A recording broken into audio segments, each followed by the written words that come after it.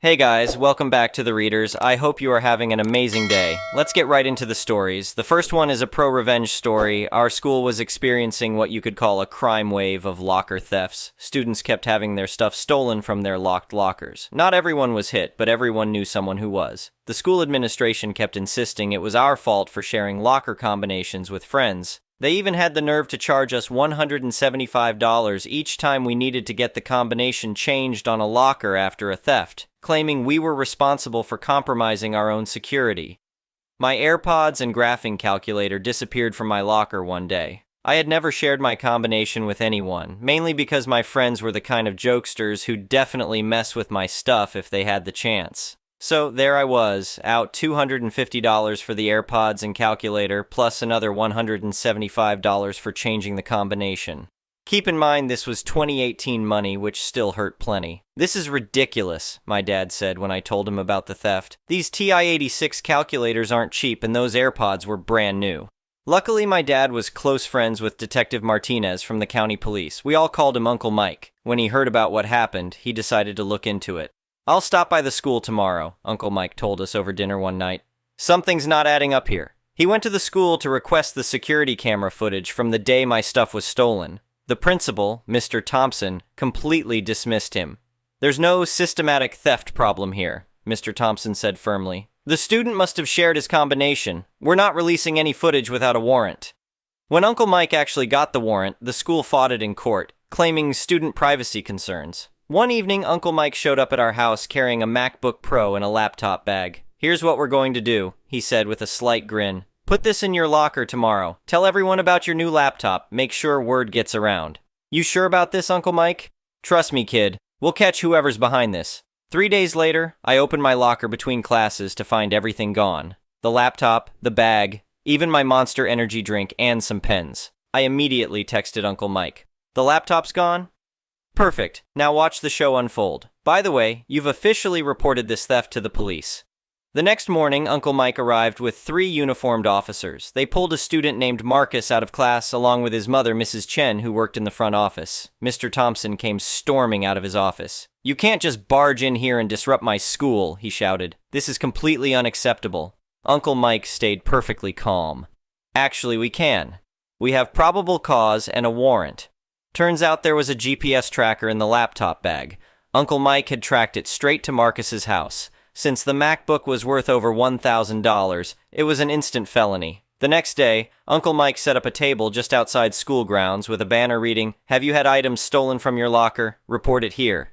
The local paper's headline the following morning read, "Mother-son duo behind high school theft ring." Marcus had allegedly used his mom's login credentials to access the school network and get everyone's locker combinations. He would then randomly check lockers for valuable items to steal. "How many cases did you end up with?" I asked Uncle Mike later. 9 felonies and 35 misdemeanors, he replied. Each locker counts as a separate charge. The felonies alone add up to about $12,000 in stolen property, plus another $3,000 in misdemeanors, and that's just what we could prove. The story didn't end there. Everyone who'd been charged the $175 locker fee joined in a class action lawsuit against the school district. There were 218 people in total, and we each got $85 after legal fees. Mr. Thompson lost his job for ignoring the obvious theft problem. During the trial, Marcus and his mom refused a plea deal of 10 years for him, 5 in juvenile detention, 5 in adult prison, and 15 years for her. Big mistake. "The evidence is overwhelming," the judge said during sentencing.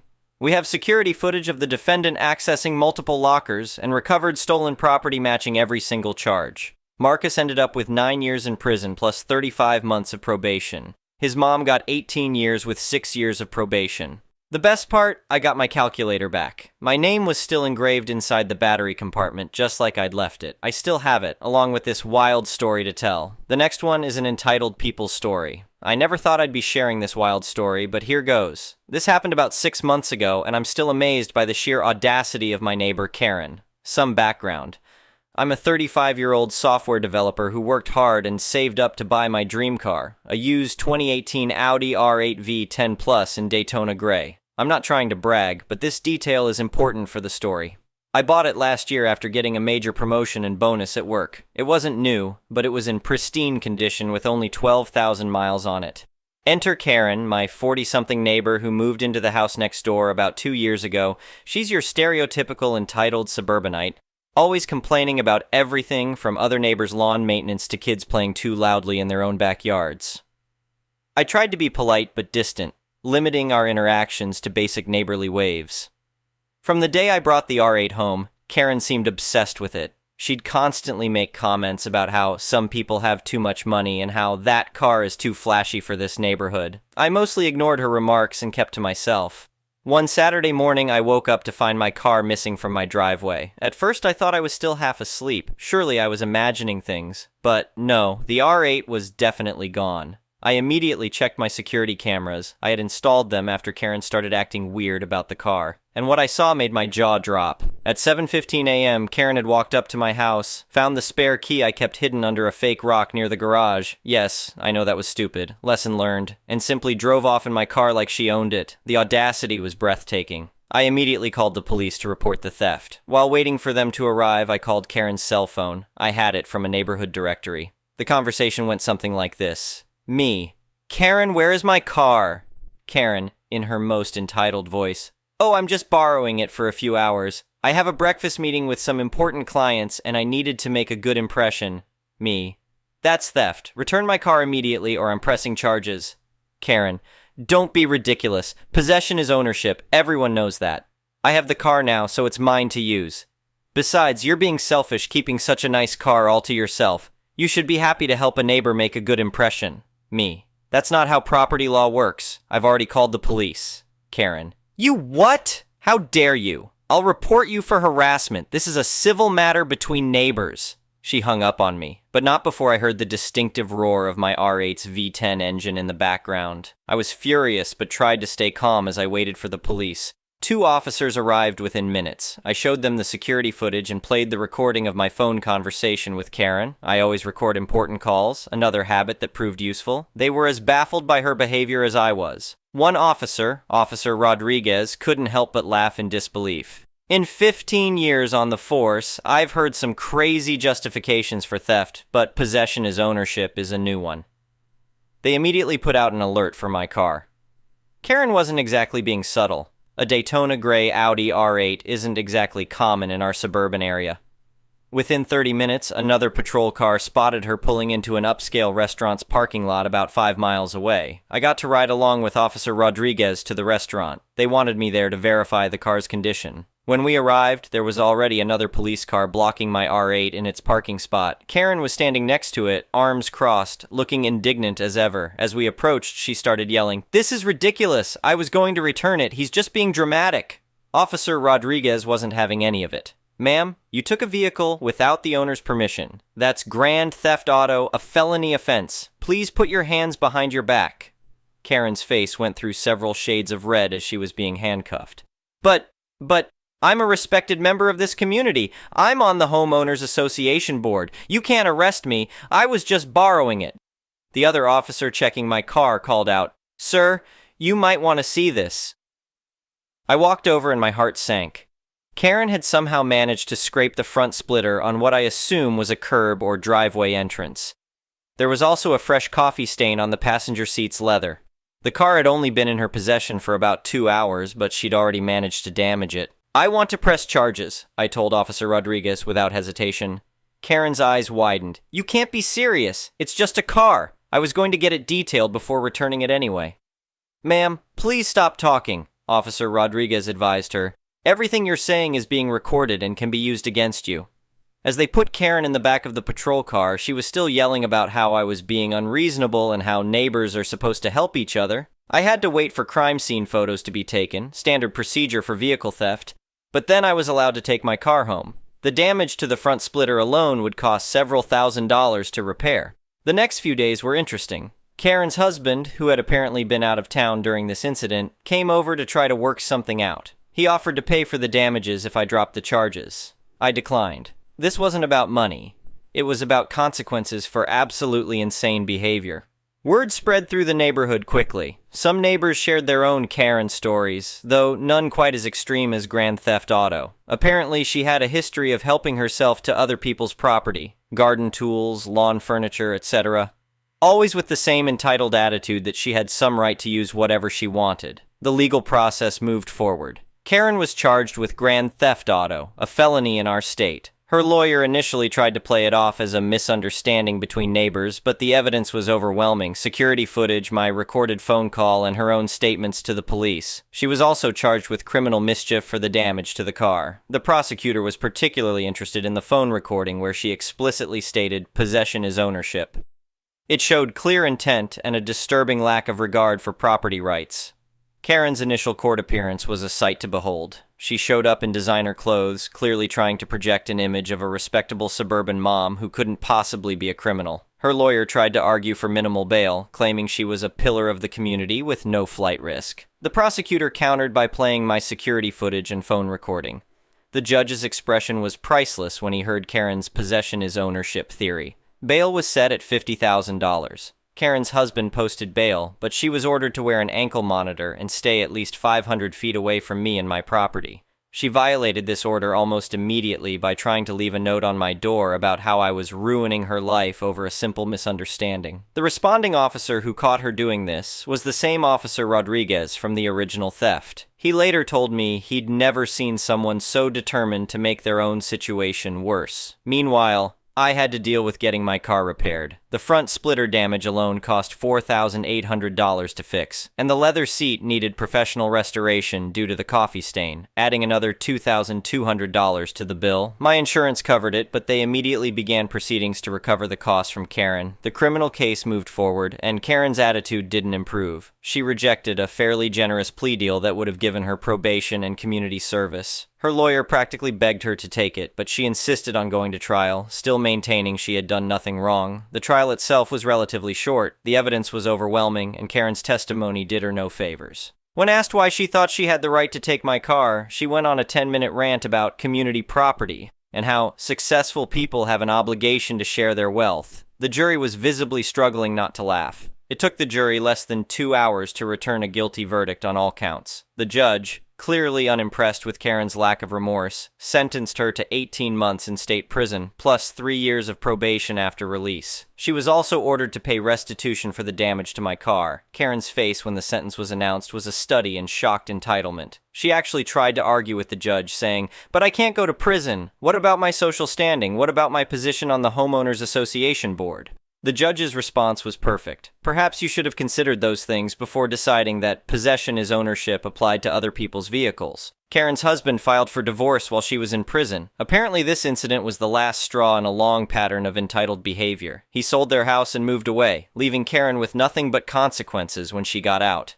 As for me, I installed a much better security system and never hide spare keys outside anymore. The R8 is running perfectly after the repairs, and I actually upgraded the security features on it too. The neighborhood is much quieter now. The Homeowners Association board is under new management, and people seem more respectful of each other's property. Sometimes I see new neighbors admiring the R8 from a distance, but nobody has tried to claim ownership through possession since Karen. Update 6 months later. I thought you all might be interested in what happened after Karen was released from prison. She served 14 months of her 18-month sentence.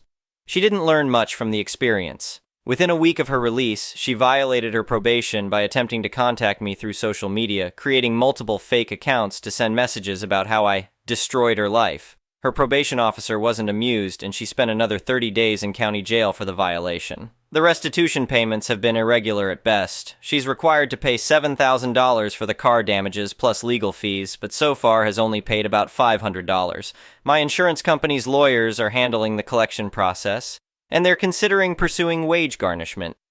Karen now lives in an apartment complex about 20 miles away. I heard through mutual acquaintances that she tried to join their homeowners association board but was rejected when her criminal record came up in the background check. Apparently she threw such a fit about it that she's now banned from their community meetings. The most satisfying part? Her possession is ownership quote has become something of a local legend. I've heard people use it sarcastically when someone borrows something. Hey, careful now, possession is ownership. It's become a running joke in the neighborhood. My security camera footage of her taking the car even ended up being used in a police training seminar about entitled behavior and property crimes. Officer Rodriguez tells me they use it as an example of what not to say when caught stealing. The whole experience taught me a lot about standing up to entitled people and the importance of documentation. Those security cameras and recorded phone calls made all the difference in getting justice. As for the R8, it's still running beautifully, and I've added a few more security features including a kill switch and GPS tracker. Sometimes I look at that repaired front splitter and shake my head at the absurdity of it all, but mostly I'm just grateful that justice was served and that Karen's possession is ownership philosophy earned her exactly what she deserved. The neighborhood is definitely better off without her, and I hear the new Homeowners Association board is much more focused on actual community issues rather than policing people's lives. Sometimes the best karma is simply letting entitled people face the natural consequences of their actions. The next one is a malicious compliances story. I worked in an accounting department at a small business. My boss, Gary, was great and gave us lots of autonomy to get everything done. It was a small business, and over the years, as is common in small businesses, I picked up a number of duties that weren't strictly in my job description but were pretty important. We also had a number of processes that were not well documented, but we were understaffed and not able to make any real changes. Things overall were pretty good though, and our work flowed well and everyone was happy. Not everyone though. Gary's boss, Carl, recently had taken over as president of the company and wanted to slash costs. Gary was one of the highest paid employees, and Carl tried to get him to take a pay cut or a cut in hours. When Gary refused, Carl fired him and shortly replaced him with Matt, who was much less experienced and much less qualified. Around this time, I used my leverage with Carl to get a solid raise. I knew Carl would be looking to replace me soon like he did Gary, but I was too essential to lose without Gary there either. I figured I had about 6 months, which lined up with about when I was planning to move out of state anyway. So, knowing that when I did leave, my coworkers would be stuck picking up the slack of my job, particularly all the ancillary stuff I had picked up that was not documented at all, I started writing a detailed manual for my own job when I had time here and there. I didn't really care for Matt or Carl, but I figured it would save my coworkers a lot of stress. Matt was a poor accountant and a worse manager. He was an awful micromanager with no concept of the bigger picture. Pretty quickly, he noticed that I was spending time doing all these other duties not in my JD. He told me I was only to work on projects he assigned me directly. I tried to point out all the things that would not get done if I didn't do that. He was having none of it, and told me not to worry about it, as it wasn't my job. Sure thing, boss. I stopped doing anything except what he told me to do. And the department started falling apart. Customer emails went unanswered, software stopped working with no one to support it, files weren't organized, etc. I normally took care of these and 100 other things, but Matt was pretty clear I'm not to do any of it. I also stopped working on my manual. After a few months of this, but sooner than I expected, I was laid off by Carl and Matt for budgetary reasons.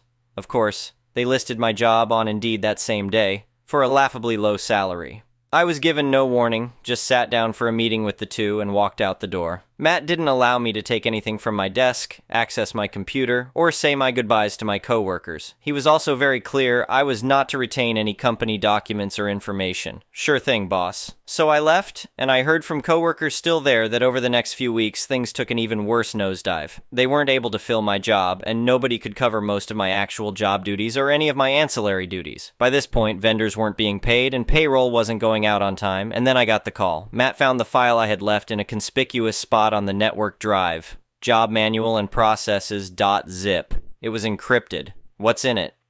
Oh, just a draft of all my job duties and everything I was responsible for that I worked on during downtime. Why was it even encrypted?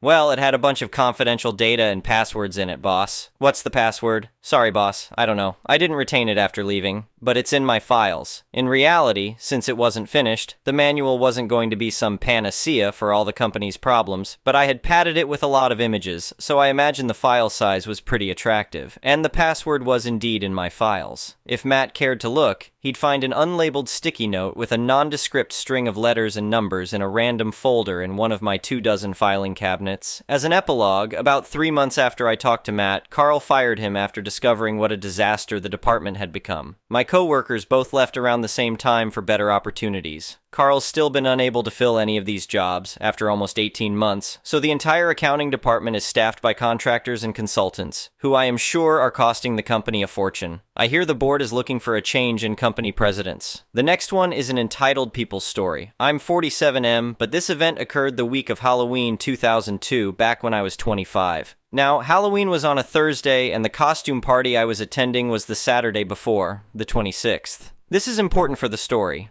Also important to know is that I was recovering from a stroke I'd had 3 months prior. My stepbrother, then 25M, was throwing a costume party at his house, and I was really looking forward to it, especially since I hadn't done much socially that past few months. My buddy Fernando and I were excited to go. I was dressed up as Uncle Fester from the Addams Family, and Fernando was going as Zorro. We had to make a pit stop at the nearby Walmart so Fernando could grab a plastic sword for his costume. I decided to pick up a few extra snacks and drinks, so I went in too. We'd get stopped by random customers who complimented our costumes, and we thanked them, but we were men on a mission. Once we grabbed everything we needed, we headed to the checkout lines. I should also note that I deal with some social anxieties, so I was looking around to assess my surroundings while waiting in line. Now, cue the Karen. She absolutely looked the part, down to the clearly fake blonde haircut and costume jewelry. She had a little girl in the cart who screamed bloody murder the instant she saw me. I immediately began to apologize to Karen that frightening her daughter was not my intent, but before I could finish, she cuts me off and begins the tongue lashing. Who the duck do you think you are, going around like this, scaring innocent little kids when it's not even Halloween? What the hell is wrong with you? Keep in mind it was 5 days before Halloween. We locked eyes, and I responded with, "You're right that it's a few days before Halloween, but all the parties are tonight. But I'm a reasonable man, so I'll tell you what. I'll remove my face makeup if you take off your mask." She starts to respond with, "But I'm not where you SOB. How dare you speak to me like that?" I say, "But I did. So what now?" This is when I'm met with a sudden sharp pain to the knee as I fall over, Karen having rammed her cart into me. As I was still recovering from my stroke, my equilibrium was lacking and I fell straight to the ground. The cashier in our lane immediately paged for a manager and loss prevention, and Karen attempted to backtrack and leave the lane, but 2 other customers had blocked her in. As Fernando was helping me back onto my feet, I saw the manager and loss prevention rushing over to see the commotion. The manager and I sat on a nearby bench so I could explain everything that happened, and loss prevention led Karen in the opposite direction. After a few minutes, a police officer approaches. I greet the officer, identify myself, and he asks if I want to press charges against Karen for assault. I told him, "You bet your sweet ass I do." The cop radios to a partner, and a minute later, I see Karen being escorted out in handcuffs, followed by another officer carrying her young daughter. Thank you for watching. I would really appreciate it if you could like the video and subscribe to our channel if you haven't already. We'll see you again tomorrow.